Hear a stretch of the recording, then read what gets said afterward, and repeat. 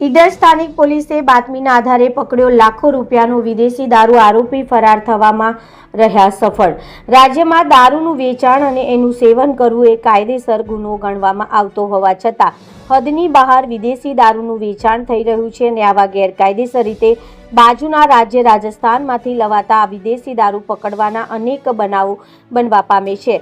પ્રાપ્ત માહિતી મુજબ રાજ્યના સાબરકાંઠા જિલ્લા ઈડર શહેરની સ્થાનિક પોલીસને મળેલ બાતમીના આધારે આ તાલુકાના ભૂતિયા ગામની સીમમાં ઢેફા તળાવ નજીક દિયોલીથી નંદાનગર જતા રોડ પર ઇકો ગાડીની GJ 27DV 8729 માંથી વિદેશી દારૂ ભરેલી મળી આવી હતી। વિદેશી દારૂની કુલ કિંમત ₹1,06,215 લાખ સહિત ઇકો ગાડીની કિંમત ₹4 લાખ સહિત કુલ ₹5,06,215 લાખ રૂપિયાનો મુદ્દામાલ સ્થાનિક પોલીસે હેડ કોન્સ્ટેબલ પ્રદ્યુમનસિંહ તેજમલસિંહ દ્વારા પકડવામાં આવ્યો હતો, જેમાં આરોપીઓ ફરાર થવામાં સફળ રહ્યા હતા। તમામ બનાવની ઈડર પોલીસ મથકે ફરિયાદ નોંધવામાં આવી હતી। પોલીસે આ બનાવનો ગુનો નોંધી યોગ્ય કાર્યવાહી હાથ ધરવામાં આવેલ છે।